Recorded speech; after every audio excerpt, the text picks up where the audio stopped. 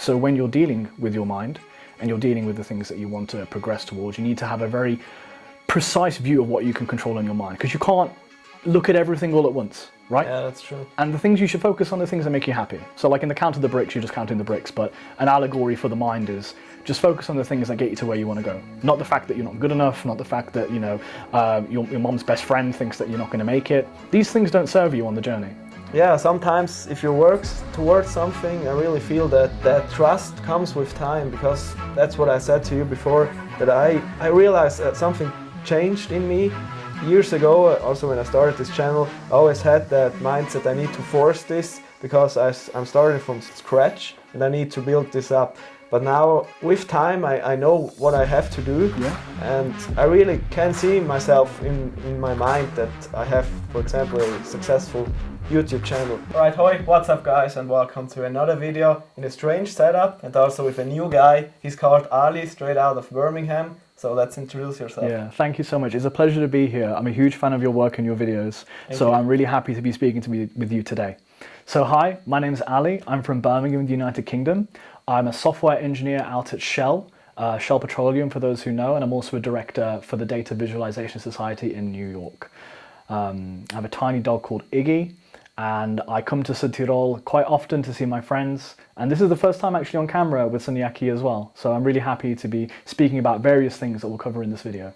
Yeah, that's pretty cool, because he's a friend of mine, so Maf, shout out to him. Yeah. He's behind Exo the Maf. camera. Yes. So he's organizing that bedroom experience, because afterwards we film something else, but we don't tell you about that. Secrets. But now we want to talk about self-acceptance and self-love, because you know I struggle with that a lot, and I really want to improve that. Yeah. And I know you've been through a lot. Yes. We talked about that before, and maybe you can start a little bit about yourself. Definitely. How this kind of came about, for sure, for sure. It's been an interesting journey for me. I think as young men, we often struggle and strive to get the best results we possibly can. I think in the advent of the manosphere and everyone talking about, I want to be this, I want to be that, it's definitely built up a big drive in the young community, especially among people like you and I. However, I think there are different caveats to it that need to be honed into to create a more holistic and understandable vision of how someone can grow, because it's two parts. There is the self-esteem angle, what you've achieved and how you've gone about it, but also how you recover from failure, how you acknowledge the things that you could do better. And that's kind of what we've been speaking about earlier before we came on camera, is self-compassion as the antithesis or the counter to self-esteem. Yeah, so a bit about my journey. This is my first time talking about it on camera. So it's been a really interesting journey for me. I grew up in Birmingham when I was 10 years old, but before that I lived in a small village called Stourbridge. When I was around 6 years old, my mother became ill and my father wasn't very much around.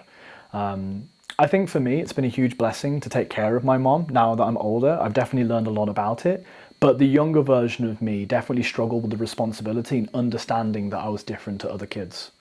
I think in a big way as well, that it impacted my orientation to goal setting and achievement, because that's how I found I got attention, right? Like if I performed well, people would praise me. So it kind of became something I'd often strive for, like let me be good at tests, let me be good at school, let me try different hobbies, music, art, etc., to get that positive reinforcement. And as I grow into an older man, I mean, I'm 28 years old now, I've got a decently successful career behind myself. I'm a software engineer at Shell Petroleum, where I'm doing data analysis in the carbon realm, which is a huge thing that I'm doing for the environment. I'm really happy to be there. But I also have a second job based in New York. I'm the early careers director for that, for the Data Visualization Society, which is my chosen field of software engineering discipline. So things are going pretty well for me, career-wise. Gym-wise, I'm definitely training more, hitting my goals. But it's the realization along this journey that the things that I've accomplished aren't necessarily who I am. And without those things, who would I possibly be? As I said previously at the start of this talk, I think young men really do struggle with working hard and striving. But one thing that we've covered previously and in our conversations is the importance of having that mindset where you can look back on yourself and be grateful for what you've achieved compassionately. You mentioned before that you thought you were different when you was a child or when you were younger, but why? Well, the reason I thought I was different when I was a kid, it was an interesting experience for me. Really and truly, I grew up in an environment that was pretty different to, I was pretty much a different face growing up. I went to a Christian school, and it was a fantastic experience. It's a faith-based school, which I really love, and I'm so grateful for my upbringing in that environment. But definitely I was an odd character out. I came from an Islamic background. I knew things from the world of Islam, and my parents are Pakistani. So fitting in culturally was always a little bit interesting for me. Had to pick up a lot of things, but along the way I definitely did merge into a fully fledged person through the differences of culture that I've experienced. But even still, having that difference of home life to school life and friendship circles was an interesting experience I had to reconcile. I think it made me more social, definitely. Yeah, sure. At the same time, it's still a challenge, you know. I feel you can understand. Yeah, it's funny because you were put into different societies. Yeah. I think it's funny because first you said your family is Muslim. Yeah. And you went to a Christian school. Yeah. But wasn't that a bit contradicting in the beliefs and all that? It's interesting you say that. Looking back, I think my parents decided that for me because they see the similarities between Christianity and Islam. Okay. Because they're both monotheistic religions that both praise God. Essentially as one source. If you look at other religions, they really praise different sources of godhood in different forms, multiple gods, even atheism as a school of discipline, a school of religion that people consider. But I think for my parents and me, we definitely saw the similarities, which is why we went for that. And tell you something as well, when I actually finished primary school, which is where I did my first taste of Christian school, I actually went back for college or sixth form to a Christian school because I missed the environment so much. It was really interesting. But I think one of the things is about me is, I have been a little bit of an outsider, but it's also shaped my social experiences. For instance, like I'm here in Südtirol, right? Yeah. Like I enjoy going out and meeting new people and being involved in new cultures and traveling. I think it's so much fun. I really do. It shaped me up like that. But do you think that your religion held you also back in some aspects? It's interesting you say that. If my religion held me back, I don't think it really did. I think it's a compliment to how life should be ran and led. I think that people can draw morality and experience and a framework of how to live from a variety of different sources. They can listen to books and podcasts. They can listen to their friends and their parents. They can follow a manual given by God if they so believe. You know, there are different ways to approach life. So whether or not it held me back, honestly, Jaki, I don't think it did. I think it gave me a more holistic approach to view the lens of life from. Okay, that's interesting because I realized here in South Tower they were pretty religious throughout the history, and I think people got annoyed by the discipline of the religion because they were praying in the morning, praying in the noon, praying in the afternoon, and even in the evening. And I think with years they got frustrated about that, and maybe also because there's some rules in Muslim or in Islam it's a bit different. But for example, here if you want to preach, then probably in Islam it's the same, but you need to be a man. And if a woman wants to do that, then they're not allowed. Yeah. And I realized many people were frustrated by those things because that isn't really what equality is in that terms.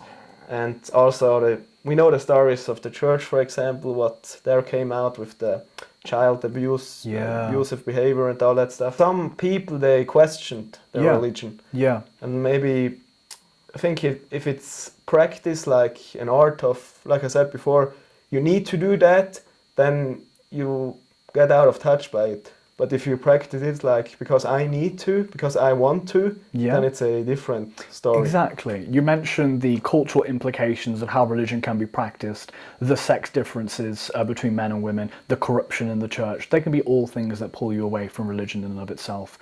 But ultimately, it's how you approach life through whatever lens you choose. It's personal to you. And if you can find a story in there that makes you a better person, well, I think that's good for you. But I'm not in any way condoning the corruption or the lack of equality. I think that's something that people have to discover for themselves and look inwards. Yeah, I think so too. Yeah. And I think that's a good theme that gets us to self-love and self-acceptance because I think if you are able to trust life, we talked about this before, Yes. then everything gets easier. And if you have, for example, a blueprint like religion, then it Yeah. helps you to have this trust. Yeah. Otherwise, you always think you need to do everything.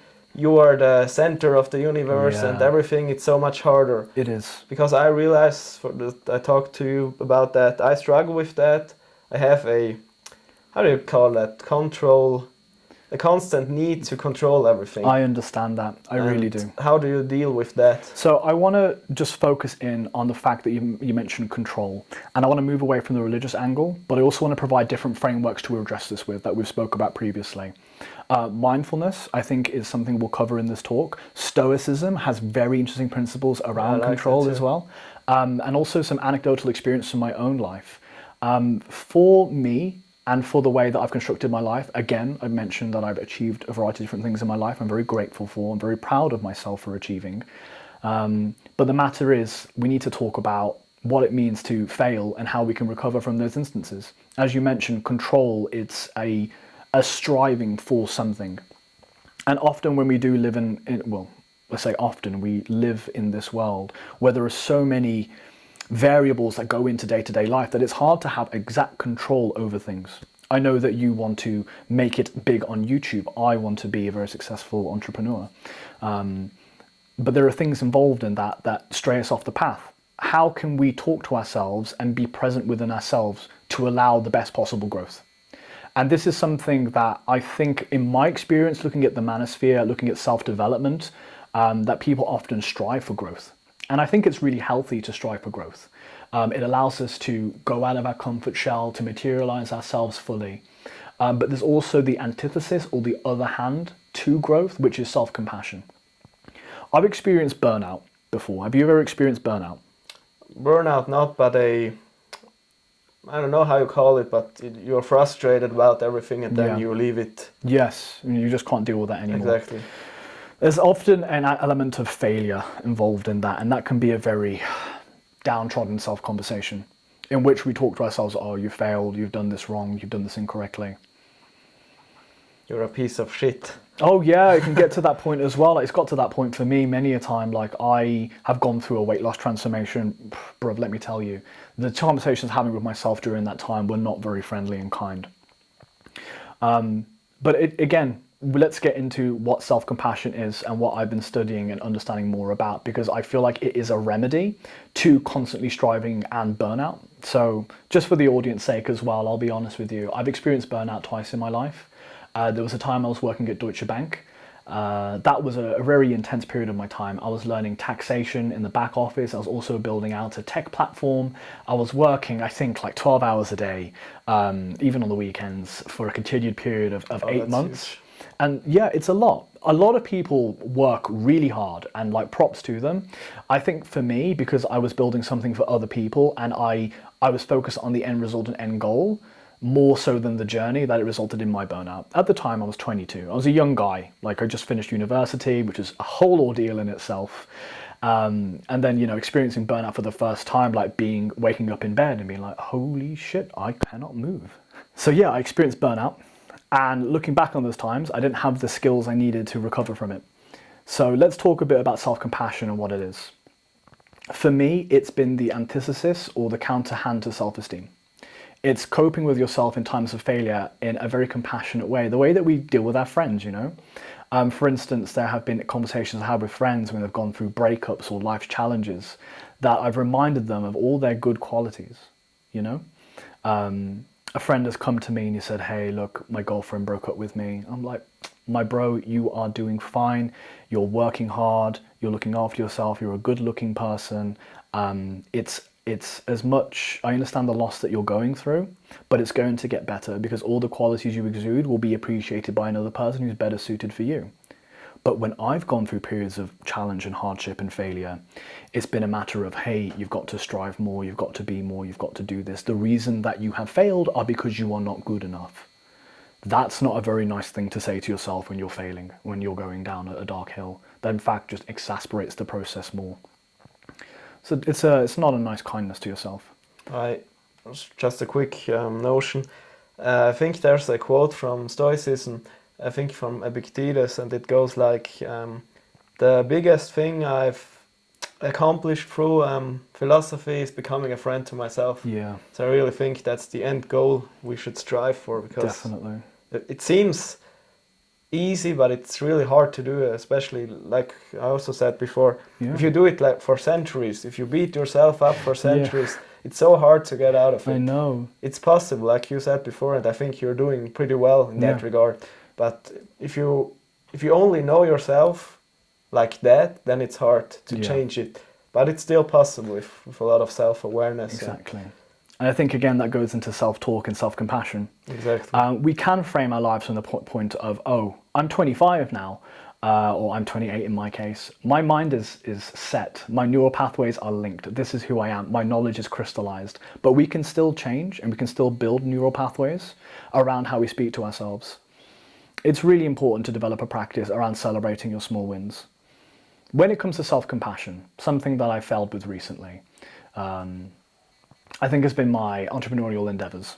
You know, I've really strived to have the time allocation needed to dedicate myself to the courses I want to build, the books I want to write, and making those alternate revenue streams. Like, my big goal right now is to make £10,000 a month. It's a nice goal. It gives a lot of freedom. That's a lot of holidays. That's a lot of nice dinners. It's a lot of good quality time with the right people. And how do you make currently? How much I make currently? Yeah. Oh, I wouldn't like to say that on video, but if you say higher or lower, I'll give you like a little bit of a ballpark. Okay. So it's not as high as 10k a month, but you know, it's definitely a sizable. Yeah, I'm getting there, definitely. And I find it's quite an enjoyable journey. It's more about the high score of money than the actual figure itself. And the small wins that I get to do really make me happy.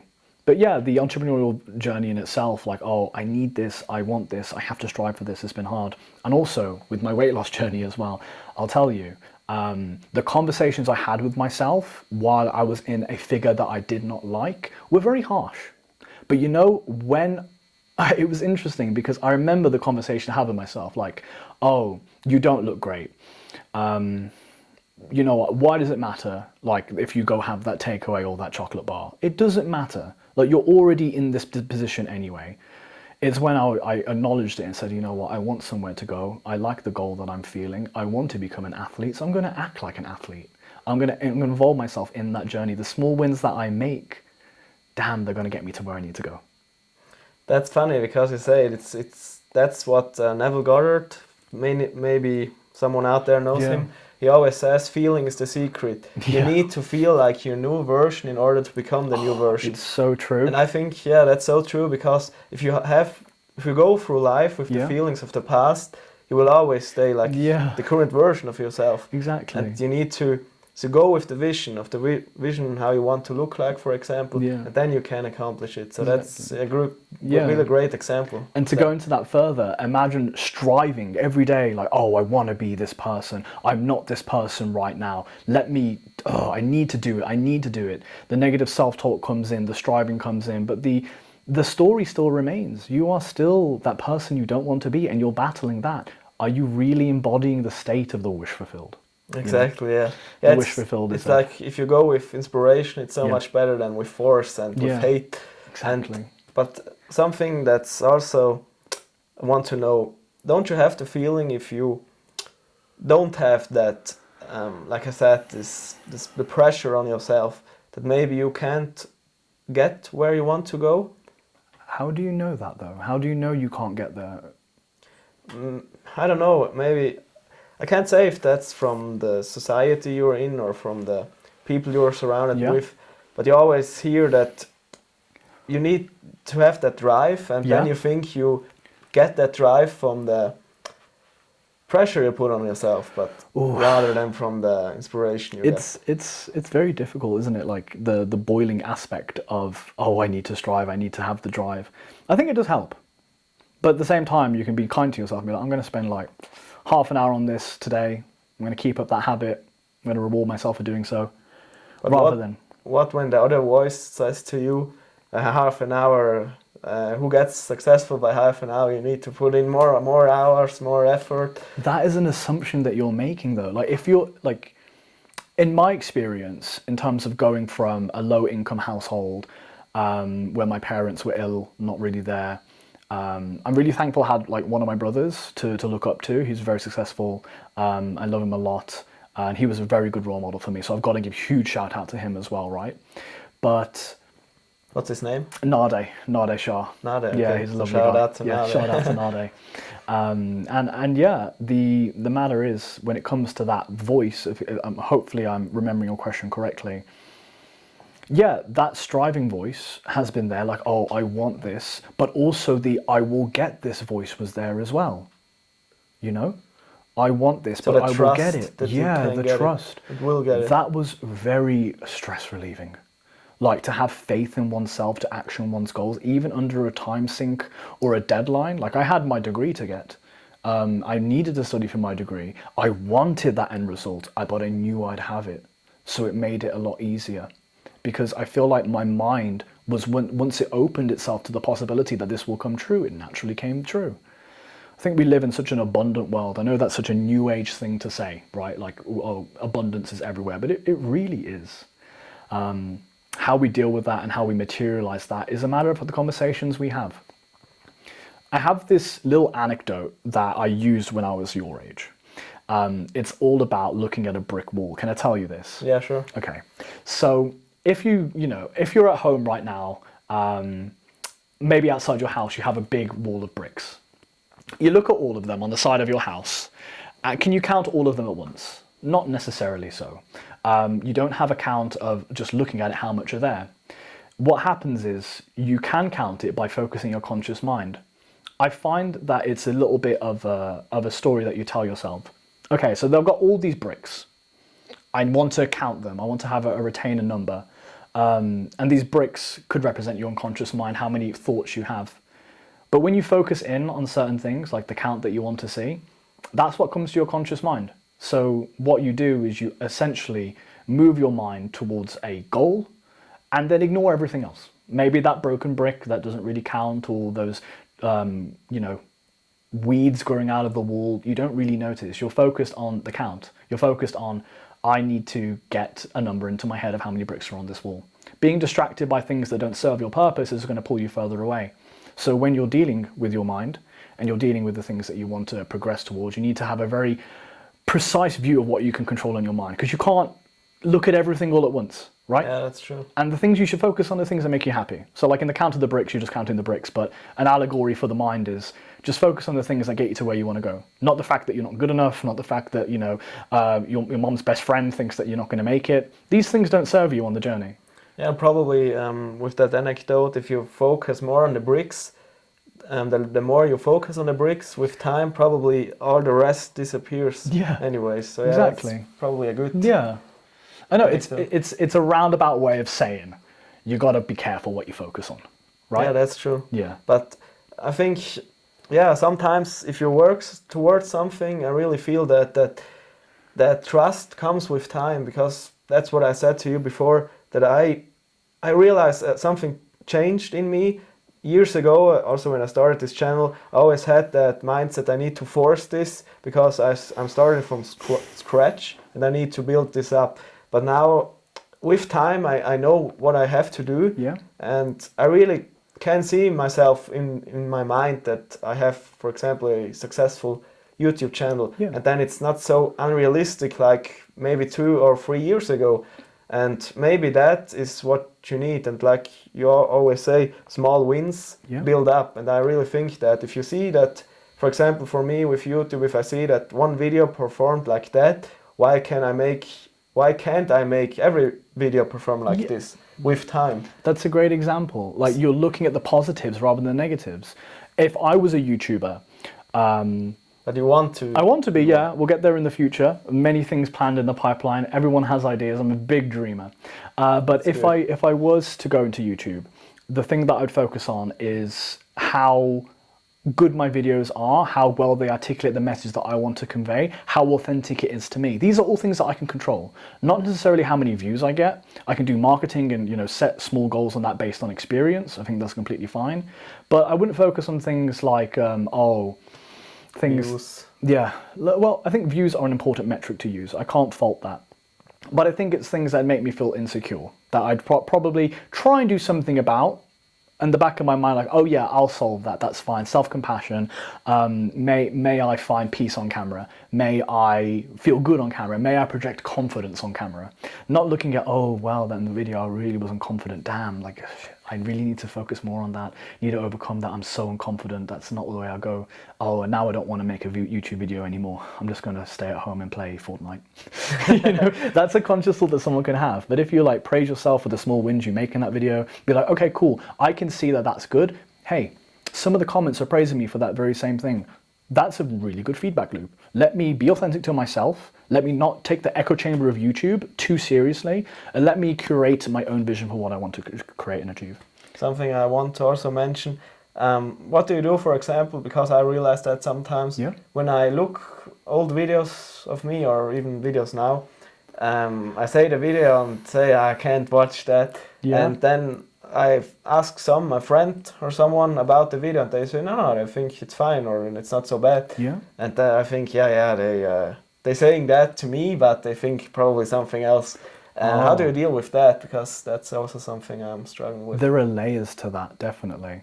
There are layers to that in the sense that, you know, you have a viewpoint, your friends are telling you something. Why are you not trusting your friends in that regard? These are your friends, right? They want the best for you. They'll tell you open and honestly. If they have character traits that you can trust in, go forward and believe it. We might scrutinize ourselves too much because we don't express self-compassion very often, and we're often our own worst critic and enemy. Yeah, sure. So, you know, again, may I find peace, may I work well, may good things happen to me. Affirmations. I think it's a very important thing, you know, rather than like it becomes an unconscious habit. Like you're on camera, like just want to relax into it. But haven't you experienced that you say an affirmation, but you don't feel that's true? That feels so off. That's such a good sign that you're on the right path. Really? Oh, 100%. If you're saying something that you want and you don't believe, you need to tell yourself that more. Yeah, that's true. But do you really feel by telling yourself that more, that's changed? I think the conversations you have inward change and shape you. I think that if you tell yourself, I am a drug addict, I am an alcoholic, then you will be a drug addict and alcoholic. If you tell yourself that you're going to be successful and hardworking, you're going to be successful and hardworking. It's the narrative that you tell yourself. We're all on our own hero's journey, our own journey of self-development and growth. We're our own protagonist and antagonist in our own story. But we've got to be more of a protagonist. We've got to really look after ourselves and celebrate in our wins as much as possible. I really like that hero's journey anecdote, because I often feel... So true. Because it's so cool if you have a bad experience in the past, or generally if you have a bad past, you can change that into a new story. So because every character had to go through some battles, but you can always change the story. So that's pretty cool. I want to touch on that because I think it is a very interesting thing, how we tell ourselves the story of our own development. And it's interesting internally, the narratives that we share and the narratives we hold in ourselves, and then how you convey those to other people as well. Those are two different skills, really and truly. You know, I'll sit on camera and I will say, like, you know, I'm really happy for the upbringing I've had overall. And I genuinely do feel that, but there have been times where it's been really difficult. I think, again, self-compassion, like acknowledging the hardship and being true to myself and feeling those feelings are important, you know? Shaping and changing the narrative constantly. It can be good, and our lives are our own to make use of, but to be consistent with the images that you put out to other people is also a really key thing, because we're all interconnected interpersonal creatures. And if you are in a position of inspiring others, especially on camera, to be consistent with the image and stories you tell is a really important part of the journey. It really is. So it's okay to have bad stories. Ultimately, it's what you learn from those stories that change and shape you. I've had a bad time, but I've been able to take this good out of it. Another really key skill. But now, how do you look back at those times? Do you have the gratitude, like you said before? Can you also see the good in those things? What happened to me was tough. However, it shaped me into the man I am now. And it gave me the glory of being compassionate and forgiving. I can't fault those traits. They've served me incredibly well. So it made you stronger? It made me stronger. It made me more compassionate. It didn't not just only make me stronger, it made me more compassionate. And I think that's one of the key things, again, in self-compassion and self-esteem. Again, for the audience, there is esteem, which is the achievements that you've made, the achievements that you've grown towards, the way that you feel about yourself or what you've achieved. But when you're encountering failure or hardship or difficulty, the compassion that you show yourself, like you'd show your best friend or your mom or your parents or your younger brother or sister or older sibling, cousin, whoever's important to you in your life. Having that reflected in yourself is a really key aspect of being nice. Again, going back to what I said about, oh, I'm a YouTuber, I've got no confidence, I'm going to go play Fortnite. You just jerk off. yeah, exactly. You want to have a story within yourself that puts you in a position of power, and you're not a victim. You are someone who can achieve things at your own pace. So don't compare yourself to others. You're on your own journey. Just remember and be mindful of the fact that you're your own best friend, and you're the only person who will be here for you your entire life, right? Yeah, that's so true. That's so crazy if you think about it. You would never say something to your friend like, yeah, you stupid ass, No, you you could never do that would. better. And why do we talk like this to Yeah. us? Do you think there's a reason why we do that from our nature, or did it help us back in the past maybe? That's a great question. That would be interesting. Yeah, we need a scientist here. Yeah, that's a great question. Why do we speak negatively to ourselves in the first instance when we know there's a pathway?